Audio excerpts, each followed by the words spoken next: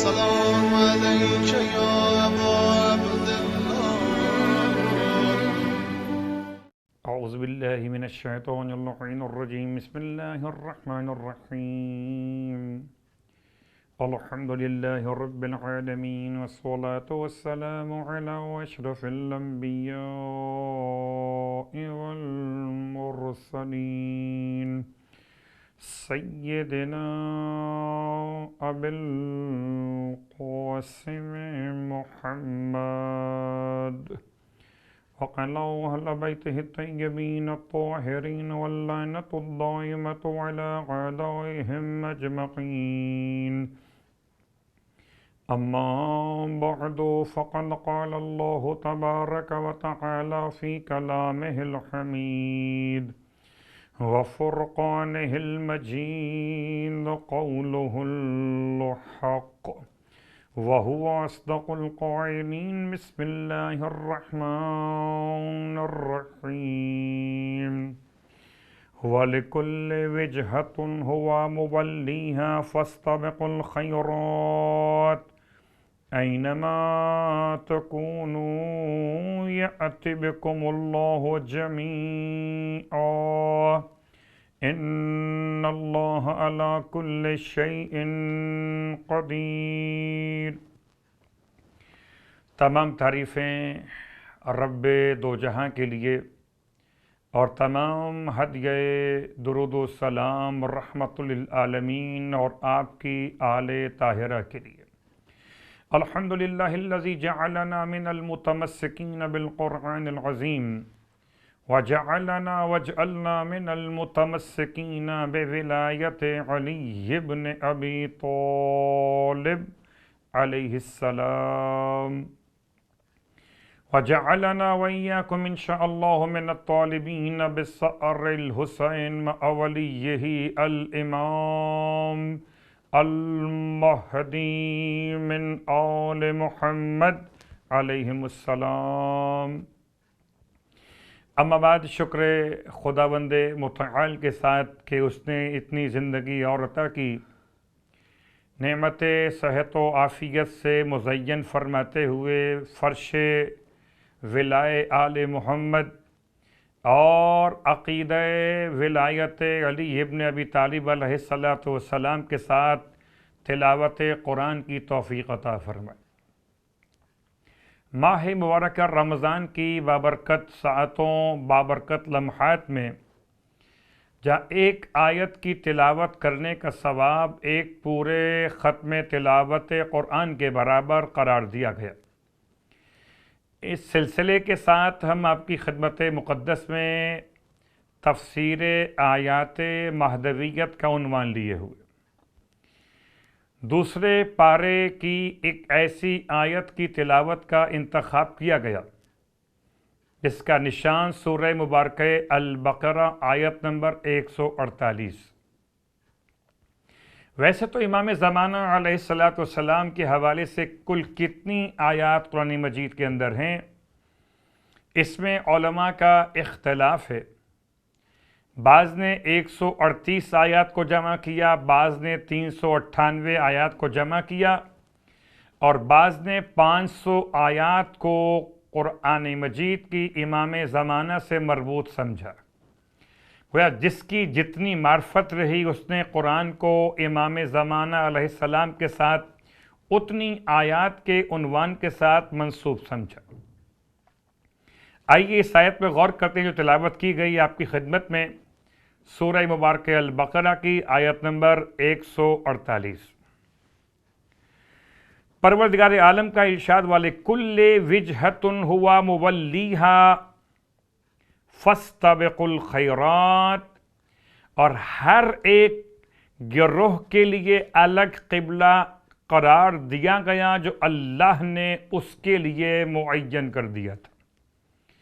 بس اب تمہیں چاہیے کہ نیکیوں کی طرف بڑھنے میں سبقت کرو.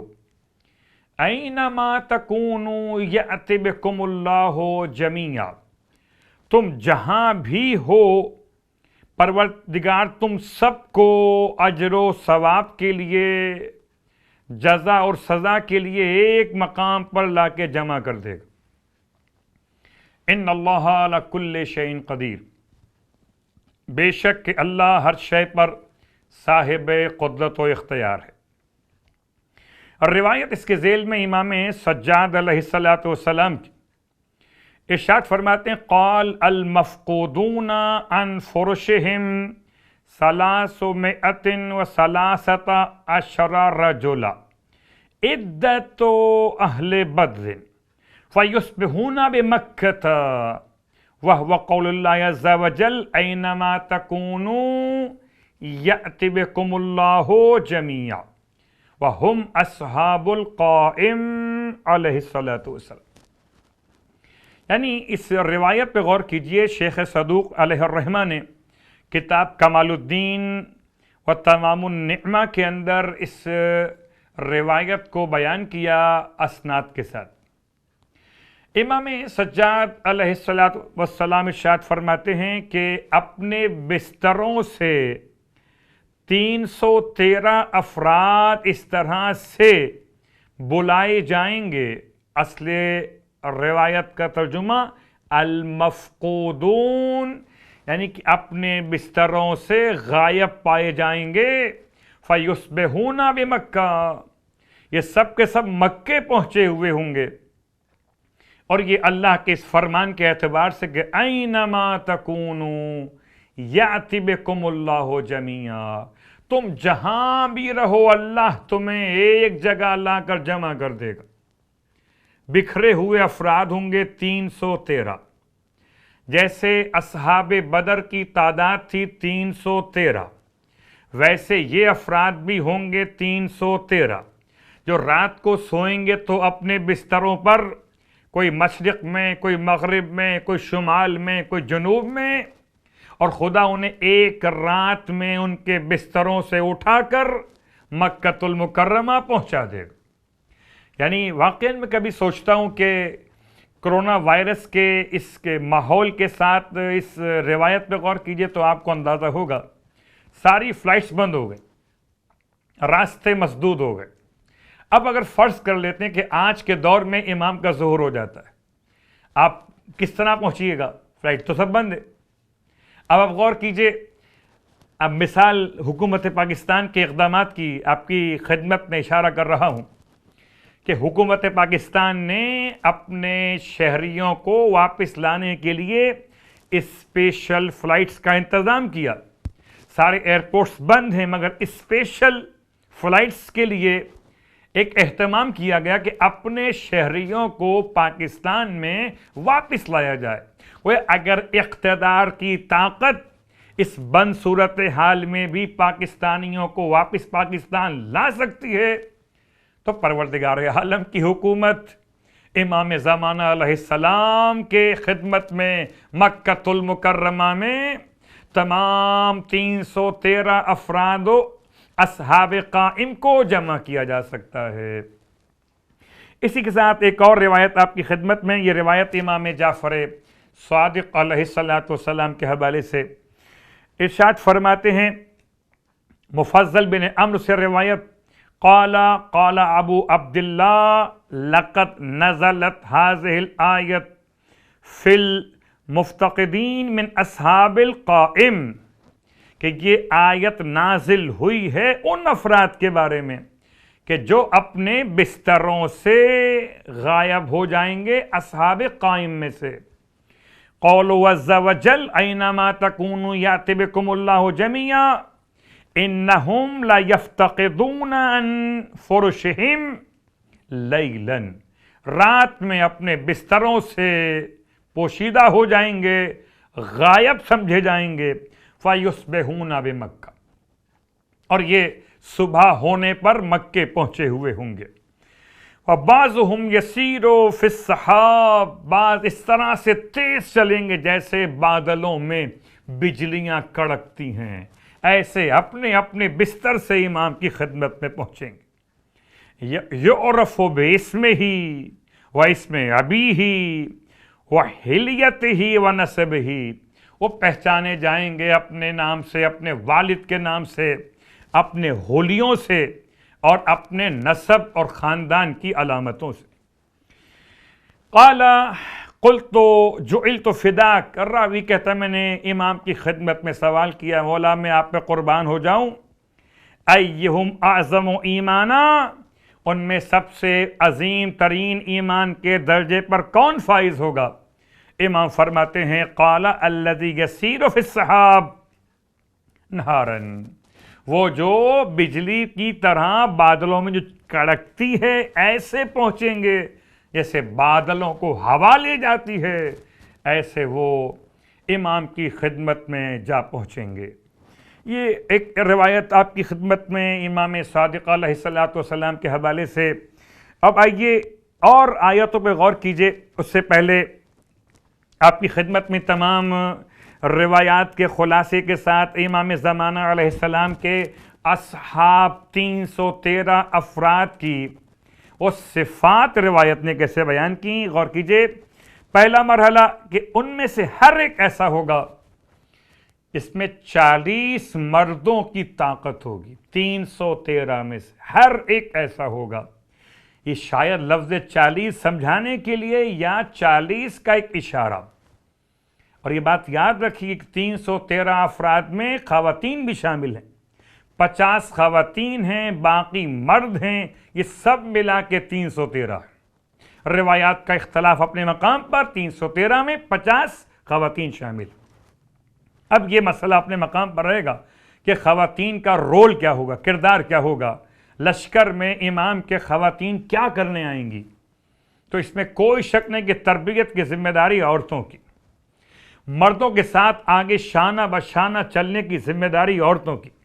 اور اگر آپ کو تاریخ کا اشارہ یاد دلا دوں تو مولا کائنات علی ابن ابی طالب علیہ السلام نے جب روانہ کیا جنگ جمل کے بعد ازواج مطہرات میں خاص زوجہ کو اللہ کے رسول کی مدینہ منورہ کی طرف، تو 20 ایسی خواتین جن کو لباس سے مردانہ پہنائے گئے کہ جو ان کو چھوڑنے کے لیے ان کے ساتھ مدینے تک چل کر آئے۔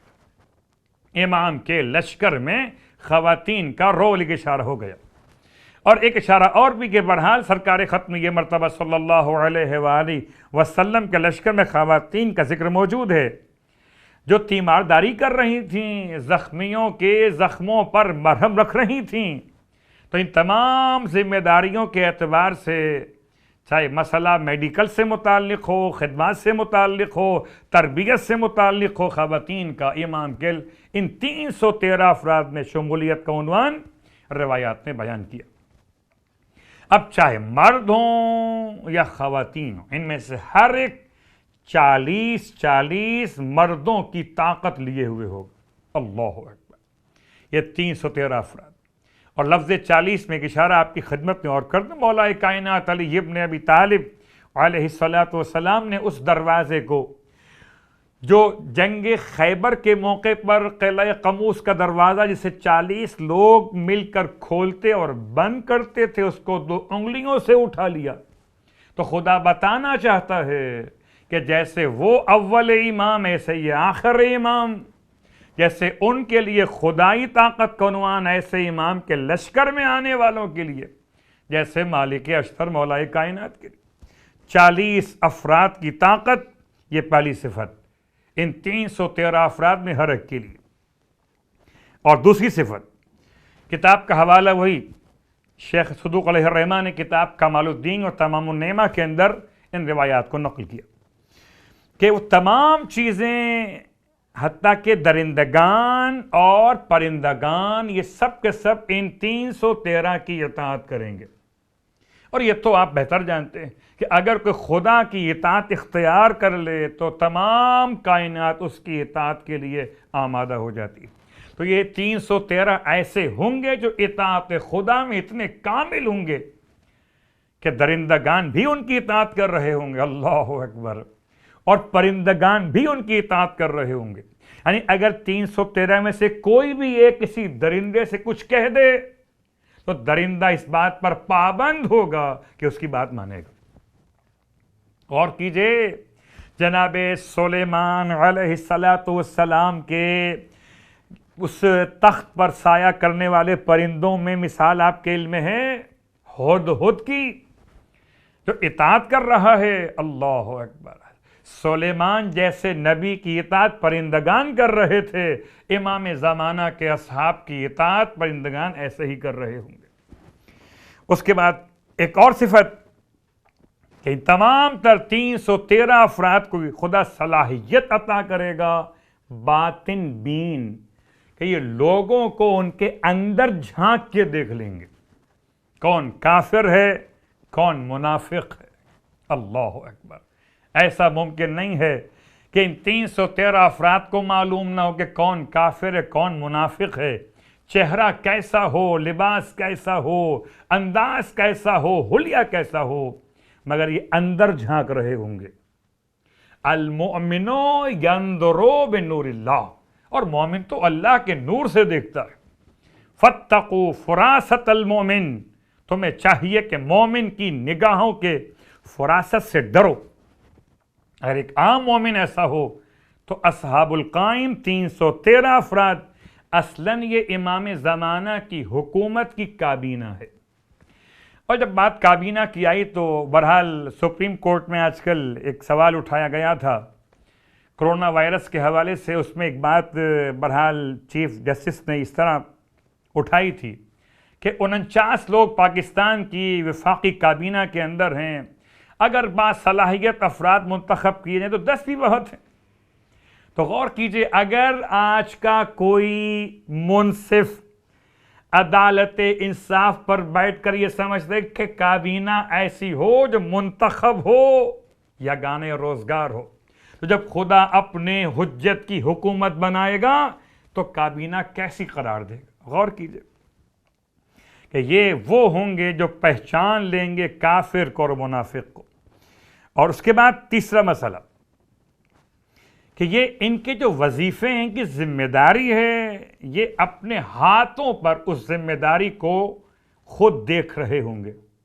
عجیب بات ہے، اتنی عجیب بات ہے کہ شاید آج سے پہلے جب تک انسان نے اتنی ترقی نہیں کی تھی، ہم سوچتے تھے فائلوں میں لکھا جاتا تھا، فائلیں محفوظ کی جاتی تھیں، پھر آہستہ آہستہ سائنس نے ترقی اور کی، انسان وسائل بناتا چلا گیا، اور اب اس کے بعد کیفیت یہ آئی کہ سی ڈیز پہ منتقل ہوا ڈیٹا، تمام آفیسز کا، تمام لائبریریز کی کتابیں، اس کے بعد اور آگے بڑھے، تو اس انداز سے کہ اب بالکل غور کیجئے کہ بالکل چپ کے اعتبار سے انتہائی چھوٹی سی شے بنا لی انسان نے، جس میں سارا ریکارڈ موجود ہو جاتا ہے۔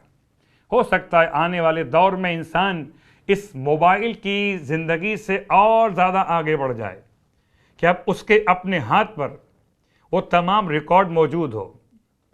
امام زمانہ کے 313 اصحاب میں جو آپ کی کابینہ کے ارکان ہوں گے، انہیں فائلیں ساتھ لے کے چلنے کی حاجت نہیں ہوگی، انہیں لیپ ٹاپ استعمال کرنے کی حاجت نہیں ہوگی، انہیں ساتھ میں موبائل استعمال کرنے کی حاجت نہیں ہوگی، ان کے اپنے ہاتھوں پر ان کی تمام ذمہ داریاں اس طرح سے ہوں گی کہ جب چاہیں گے ہاتھ کو اٹھائیں گے، اپنی ذمہ داری کو دیکھ لیں گے۔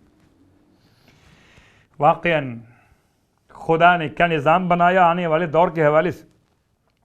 اور اس کے بعد ایک مثال اور آپ کی خدمت میں کہ ان کی صلاحیت کیسی ہوگی، ایسی کہ وہ پانی پر حرکت کریں گے، یعنی انہیں پانی پر چلنے کے لیے کشتیوں کی، کسی شپس کی حاجت نہیں ہوگی، کسی بوٹ کی ضرورت نہیں ہوگی، وہ پانی پر چلیں گے۔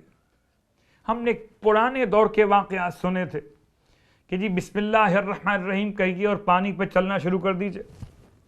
ایسا ہے کہ 313 افراد اس مقام پر ہوں گے جو پانی پہ چل رہے ہوں گے۔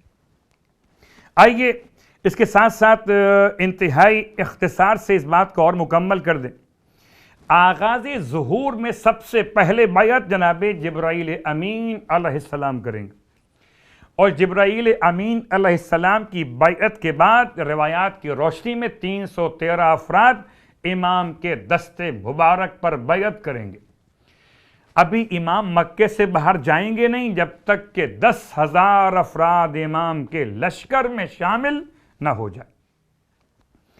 لیکن کیا کہنا پروردگار عالم کی بارگاہ سے ان تمام تر امام کے چاہنے والے، امام کے وہ تمام ساتھیوں کے لیے قرآن مجید نے ایک سے زیادہ مقامات پر ان کو یاد کیا ہے.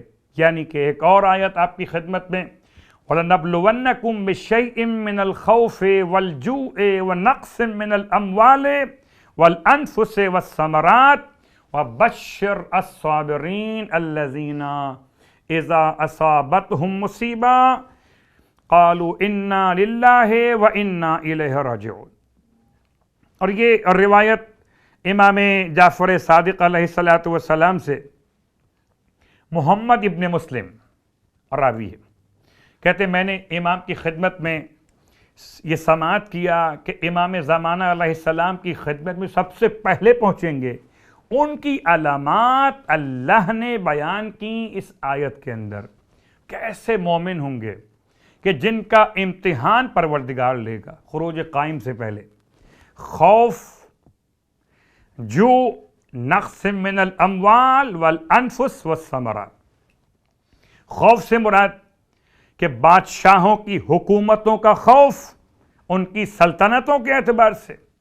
بھوک کا مطلب قیمتوں کا بڑھ جانا، اشیاء کا مہنگا ہو جانا. اموال کی کمی کا مطلب تجارتی تمام تر سامان کا اس قدر مشکل ہو جانا کہ برباد ہو جائے انسان اور حاصل نہ کر پائے اپنے مال تجارت کو. اس کے بعد خدا کی طرف سے فضل کم ہو جائے، یعنی کہ زراعت کم ہو جائے. اور اگر اگلا مرحلہ سوچئے نقص من الانفس، اور پھر ایسی موت کا جو بہت پھیل جانے والی ہو. ثمرات کی کمی یعنی کہ زراعت کا فائدہ کم ہو جانا. ان تمام کے بعد جو اب منزل صبر پر ہوگا امام زمانہ علیہ السلام کے خروج کے وقت میں وہ ہوگا کہ جسے 313 افراد میں شامل کیا جائے گا. اور چونکہ امام سے ملاقات کن افراد کی نصیب میں تھی، اور میں ایک جملہ آپ کی خدمت میں کہہ کے بات کو مکمل کر دوں کہ واقعاً صرف سید ابن طاؤس نہیں بلکہ ایک سے بڑھ کر ایک علماء نے امام سے ملاقات کے شرف کو حاصل کیا. آسٹریلیا کا واقعہ کہ جہاں پر سید کاظم قزوینی کہتے ہیں کہ میں خود تبلیغات کے سلسلے میں آسٹریلیا گیا ہوا تھا، اور وہاں پر ایک اور مومن اپنے بیٹے کو علاج کی خاطر سے لے کر وہاں پہنچا تھا.